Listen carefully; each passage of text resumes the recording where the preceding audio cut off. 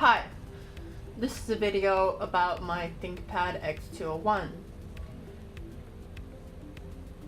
This right here is the Thinkpad X201 that I bought off eBay for 60 British pounds, and it performs on par with modern portable laptops of today. This is my video showcasing it and explaining how you can get one and what things you can do to get the maximum value out of this computer. When I bought this ThinkPad, it shipped with a 320GB hard drive and a 4GB of RAM and a 6-cell battery, which is perfectly usable on its own. These are fairly easy to find on eBay, both through an auction and buy now listings. As for models, this is an X201. X-ladder ThinkPads are the portable ones. The general advice on older X models is to go with the X220. However, the reason I went with an X201 is because the X220 features a 16:9 aspect ratio, which you can find on most modern laptops today. And while there's nothing wrong with that, in fact it's much more preferable for media consumption, I simply find the 16:10 screen ratio to be more satisfying because my main uses for this laptop are programming and document writing and other more productivity oriented tasks. As well, the X201 is cheaper than the X220. As far as older ThinkPads go, there's also the T series you might want to consider, the most recommended of which is a T420. A larger and less portable but more rugged and performance oriented machine. And lastly, there's also the W series. While it doesn't have such a dank number, they're definitely dank in the terms of how huge they are. If you truly want to lift heavy weights without going to the gym, the W series is right for you. They have workstation tier performance, but it has obviously not aged well if you're willing to buy an older model, such as the W520.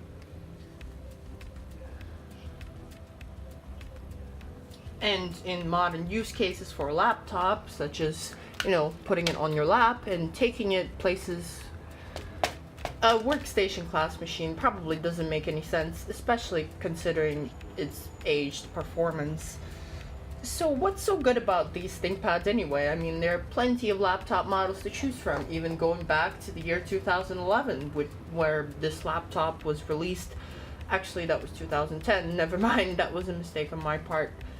So, why ThinkPads? Well, they're business class laptops made to last, much like the HP EliteBook and Dell Latitude or Dell Precision models.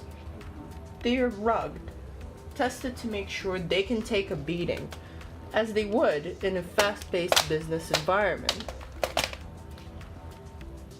They're high quality, and while I don't want to go off on a tangent, there are many YouTube videos you can find showing ThinkPads being tortured in various ways, and one thing in particular that's of note is the spill-proof keyboard. There are drainage holes under the keyboard. Well, I'm trying to get my camera to focus. As you can see, sorry about the current condition of it. It's been in a rather heavy use at the cafe and such. Not exactly a great show off, but they're easy to clean because they're just plastic laptops, and because of the drainage holes, you don't have to worry so much about getting a bit of liquid on them. In fact, later on in this video, I'll make a recommendation that you actually can clean them in a very ghetto way, but we'll get to that. So, as you can see here, marked by this symbol, is one of these keyboard drainage holes. So you pour liquid on top of the keyboard, it simply runs through tunnels that collect the liquid and it passes through. There's another one over there, and there's multiple all over the laptop over here. This prevents the laptop from getting water damaged essentially, which is pretty neat. Not something you see nowadays, with rather having water protection and waterproofing techniques applied instead. So I thought that was an interesting thing to make a note of. as it's kind of an iconic feature of these older ThinkPads. You can find many people doing this on YouTube. While I'm not going to do it, and I don't recommend that you do it on purpose, there are tests that show that these drainage holes are indeed very effective. So, as I said, they were rugged, and while not exactly the laptop you might want to take with you in an expedition to the Alps or something of the sort, while there are much more rugged laptops you can take for those, for daily use, even if it's all beat up, you can easily count on it. Also, you can be sure that if something does break, which can happen, it's not invulnerable. One particular vulnerability is the screen and the lid latch. You can see I've actually got one broken off. So this is the latch on one side of the screen, and on the other I don't have one, even though I have the latch port right here. You can see that I haven't repaired that because one latch holds it just fine, and that's an interesting thing to note as well, that unlike many modern laptops, this one uses latches. Simply a latch that holds the laptop prevents it from opening. And to open it, you need to pull this switch to unlock it. Pretty neat. Well, in any case, if something does break, you can find parts on eBay or other online retailers and easily order it and repair it yourself. The laptop is very easy to take apart, as I'll showcase later in the video, and is made to be serviced by customers, not by Lenovo, which kind of goes against something like Apple, which does everything to prevent the customer from servicing the laptop, and even third-party repair shops and such, with the whole right to repair thing going on at the moment. So I think that's something worth noting, that these laptops, you're free to do with them however you like. So it also provides some older ports. If you enjoy collecting older tech or need to use a laptop that use some older technology with like a VGA only monitor, then you're in luck. Let's look at the ports. So, trying to get the camera to focus. There we have a VGA port, a USB port, an Ethernet port, a wireless LAN switch. This is actually a port as well for express card slot cards, and you have a USB port. Now, you're probably thinking, I've never seen a yellow USB port before. What's that for? I know the blue one is USB 3.0. Why yellow?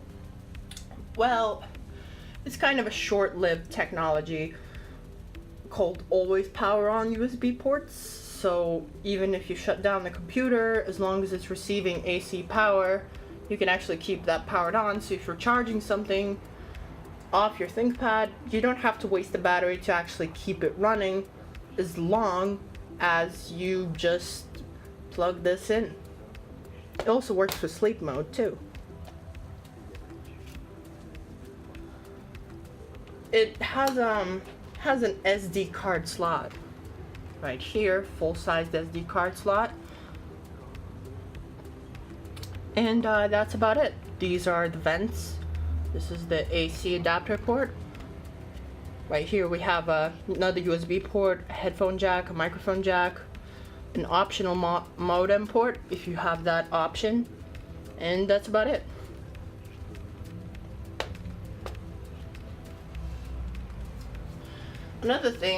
Another reason why you might want a ThinkPad is it's a good cheap laptop to mess around with if you're someone who's curious about computers. A lot of these are intended to be Windows machines and are marketed as such in the business world.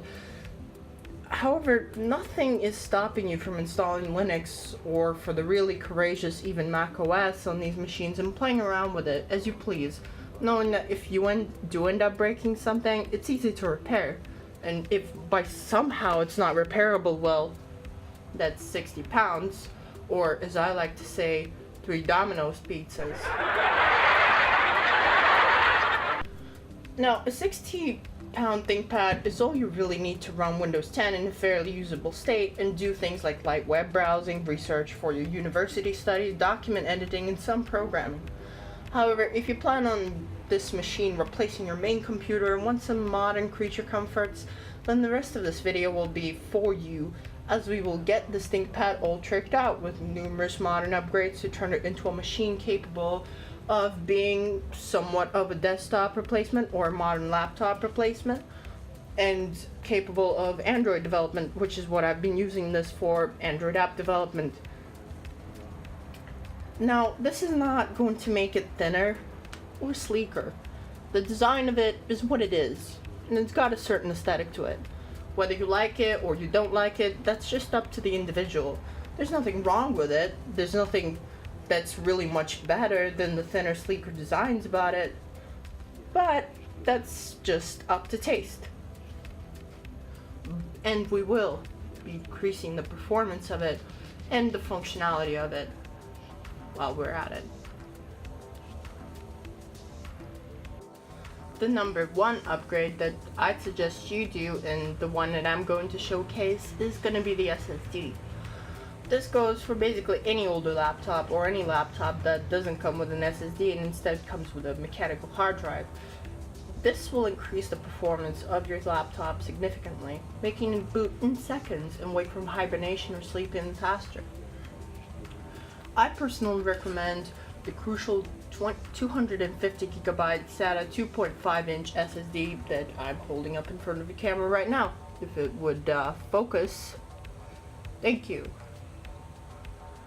At the time of writing, this is available for 55 British pounds off the Crucial website and possibly cheaper elsewhere.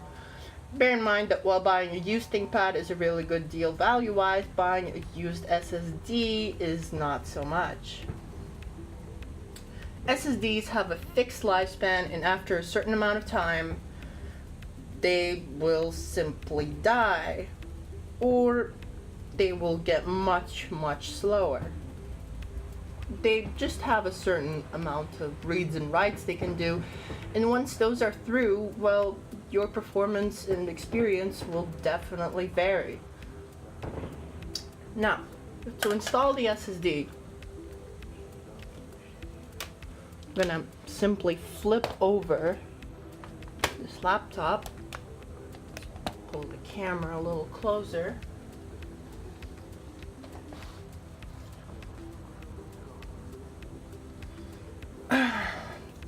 As you can see, there's quite a lot of screws and other things, but the one we need for a drive replacement, this also goes for if you want to get a bigger hard drive or something else, is this one on the left.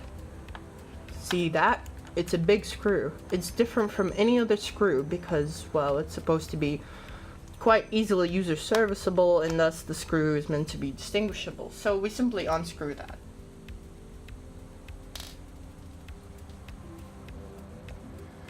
For unscrewing it, we need a standard Phillips head screwdriver, no proprietary screw bullshit.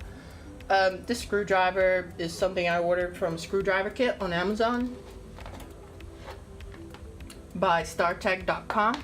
I highly recommend them. They have rescued me many times when both building a desktop, working on laptops, and many other projects. But if you are not someone who's used to screwing around, shall I say, then you can also just order a simple Phillips head screwdriver off of Crucial, the same place and the same brand that you can get this SSD.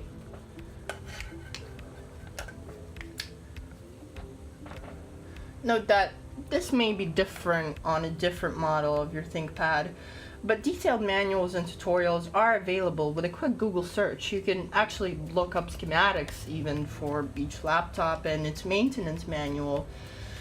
Alright, so then we take off this whole thing, which is kind of like a shield for it. There will be a tab, depending on what your ThinkPad comes with, whether it comes with a hard drive or whether it comes with not one. You will either see a hard drive in here, where I'm pulling this tab, or you will see an empty cage. In my case, because this is a ThinkPad that I've been using for over a year, and obviously I have long since done those upgrades, we will be seeing an empty cage as I just disassemble it for the purpose of this video. There'll be these rubber pads, don't lose them. They're, well, not too important, but kind of important, especially if you're installing a new hard drive instead of an SSD. Now, this cage will have 4 screws in it on each side. If you already have a hard drive in there, you want to unscrew those screws and take that hard drive out. Now, I'm going to take our SSD, I'm going to place it in the cage. Kind of like so. You want to make sure that this is facing outwards. You also want to make sure that you're putting the SSD right way around. So to check this, as you can see, the SATA port has 2 bits to it. There's the power part and there's the data part. And this is the data, this is the power. Or rather, the other way around. I'm sorry. It's been a long day. But yeah, so that's how you do that. And to check whether you've got it the right way around vertically, we can look inside the laptop and we can see there's a short connector and a long connector. One of those is power, one of those is data. So we simply make sure that it aligns. Like this. Does it align?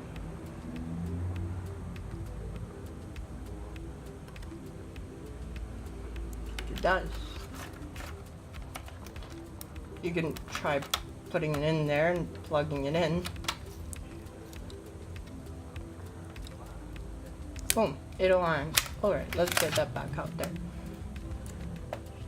So here's what we're gonna do next. We're gonna take the 4 screws that we previously unscrewed. It will look something like this, very tiny, and we will screw them back in.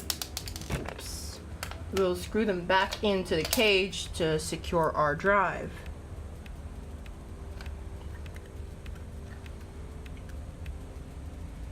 Hard to do this on camera, but it's very easy. Don't make a video about it. And done.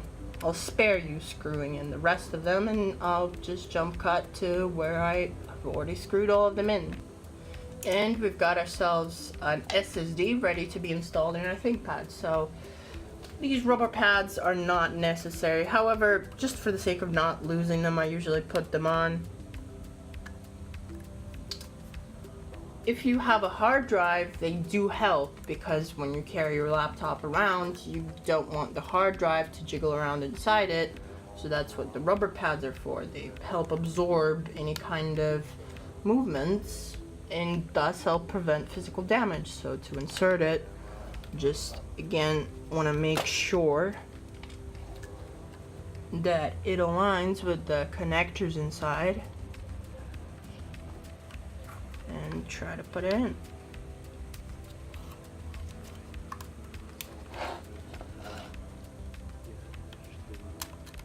I don't think it aligns. Well, we can also do it this way.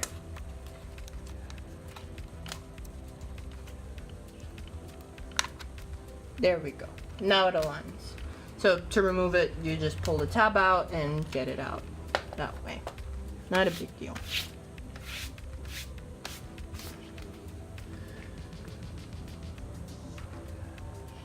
Second upgrade is a little simpler. If your laptop came with a 6-cell battery like mine did, this may not be enough if you want to run a modern operating system and modern software. So you have 2 choices. You can either go on eBay to hunt for an original Lenovo battery, which will be great for you, or you can buy a cheaper Chinese clone battery, which is not guaranteed to be as good, but with a bit of research and reading through reviews, you can generally find a good one that will still be a significant upgrade on to how long the battery lasts compared to either nothing or very little. To swap the battery or to install one, you would simply undo the latch on the battery and then pull it out. So essentially the reverse of the process that I'm about to show. this is a 9-cell battery. You can tell by this little thing that almost looks like a grip, but this is actually additional battery cells. So the 6-cell battery will make it more boxed in, and the 9-cell will have this sticking out, if you're curious about that. Just gonna pop this battery in. You want to slide it in like so, and then this latch, you want to move it to the left to lock it in place. Of course, to remove it, you'd move it to the right, then pull it all the way to the right, and then remove the battery like so. Boom, and that's the second upgrade done. Just realized I forgot to put the little shield on, so we're just gonna do that now. To put it on, you just kind of want to slide it from above or from the side to make sure it all aligns.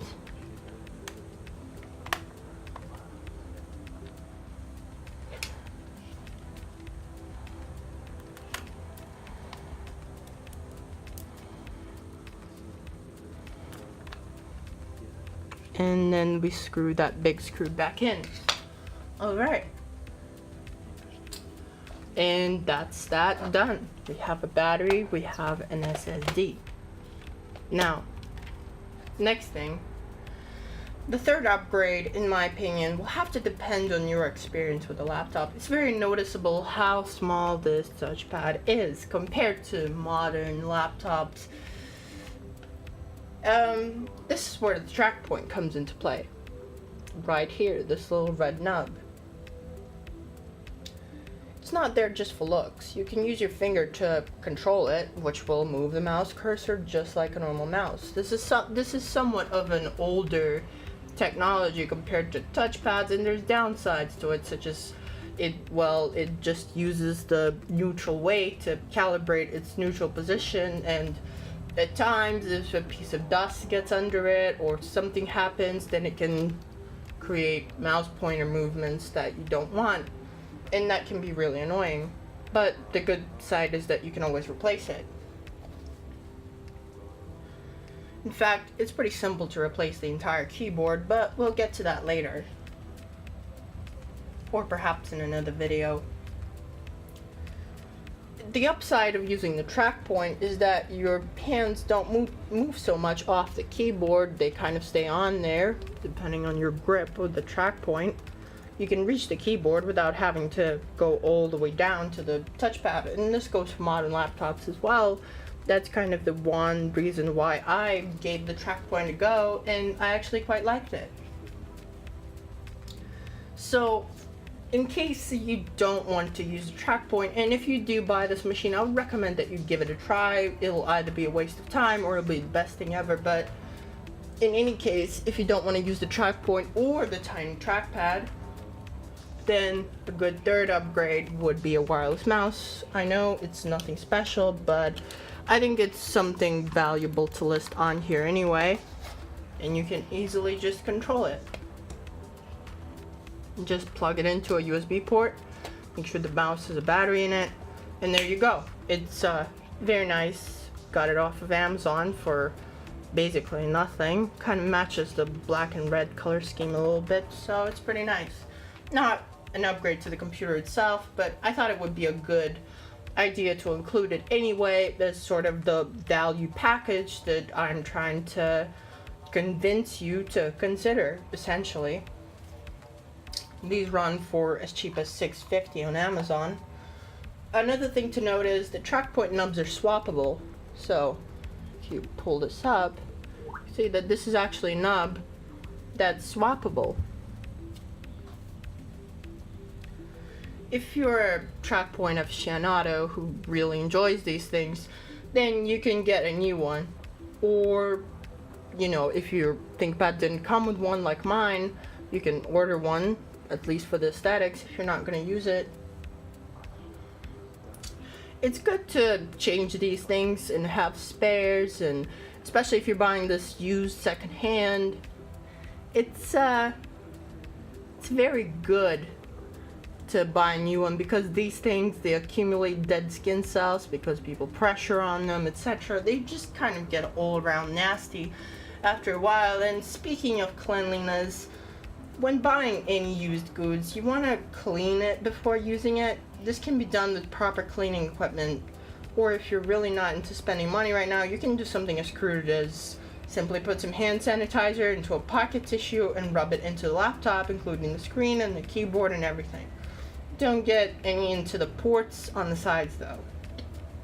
You can do this with a TrackPoint as well by removing it, like I just showed, and cleaning it separately. You can remove it with your hands, or you can actually use a pair of tweezers to remove it as well if you want to be real delicate. After that, I would say use a microfiber wipe to make sure that no residue accumulates on it.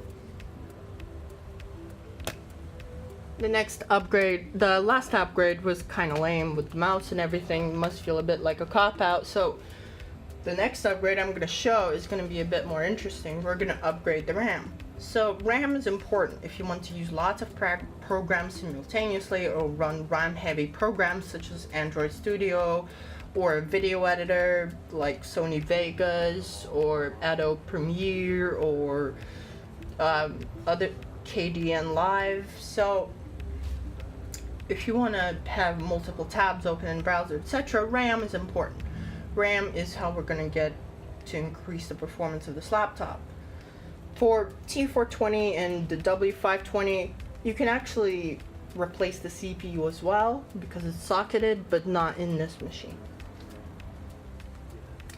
So here's things get a little tricky. If your laptop already came with 2 sticks of RAM, but you only have 4 gigabytes of RAM like I did, that means to get 8 gigabytes of RAM, you'll have to replace both sticks with 4 gigabyte ones because you only have 2 slots. Of course, you can get 6 gigabytes by just replacing one of the RAM sticks, but it's not as big of an upgrade in that case. It's also worth to note that while this RAM slot is standard for laptops, you want to make sure it's compatible. For that, you can use the compatibility tool on the Crucial website, or you can count the number of RAM chips on the RAM stick. Let me show you what I mean. This is the RAM stick that we're going to be installing today into this ThinkPad. This is the RAM stick that I use. I've tested it. I know it works. However, there are other very similar looking RAM sticks that may or may not be as compatible.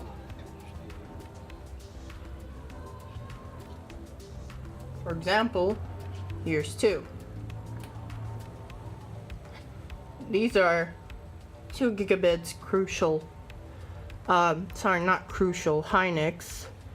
RAM sticks that you can also use. They're just fine. However, note the amount of RAM modules on each stick. While this ThinkPad supports up to 8 gigs of RAM, it does not support having more condensed memory dense modules. So if instead of 8, like on here, you saw 4, that stick would probably not be compatible with your laptop. To replace the RAM, we're gonna open these 2 screws. Focus.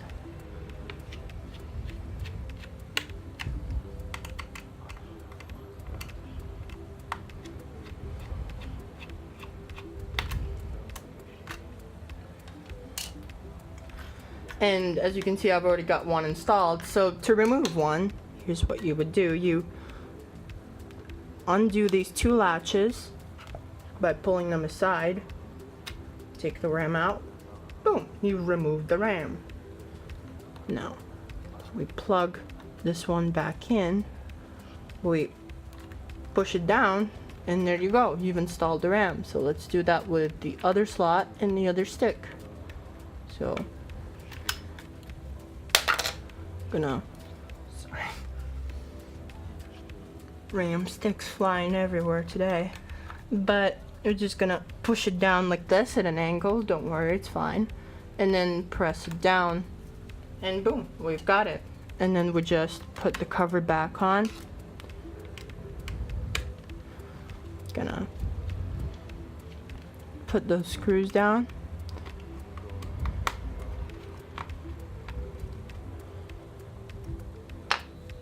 And boom. So if you're more lucky and you have one 4 GB stick in the laptop, then another 4 GB stick is actually pretty easy and affordable. It's only £33 on crucial.co.uk at the time of writing. So what we have so far is an incredible machine with incredible value. It has now got an SSD and 8 gigs of RAM, making it very, very usable in the modern world. In fact, I'd say it's actually quite fast, especially when you compare it to something like the Chromebooks. So the Asus C302CA, for example, is an M3 processor Chromebook by Asus that has Geekbench scores in a similar range to this, and that Chromebook costs about £600 to £500, depending on if you can find a good deal on it. And here, let's count up our totals for the upgrade. So £60 for the laptop itself, $15 for the battery, 55.19 British pounds for the SSD, $650 for a wireless mouse, and £33 for a RAM stick. So far we have £169 total, and it performs on par. Of course, it's not as sleek or thin as modern laptops, but it has a certain aesthetic that I can appreciate, and it's really up to you. I think it's sufficiently thin to the point, it's deceptively thick, but it's actually quite thin when you actually use it. I think it's thin to the point where it no longer matters to get it any more thinner, except for, just catchy looks. It's portability, and it's good value, especially at that price.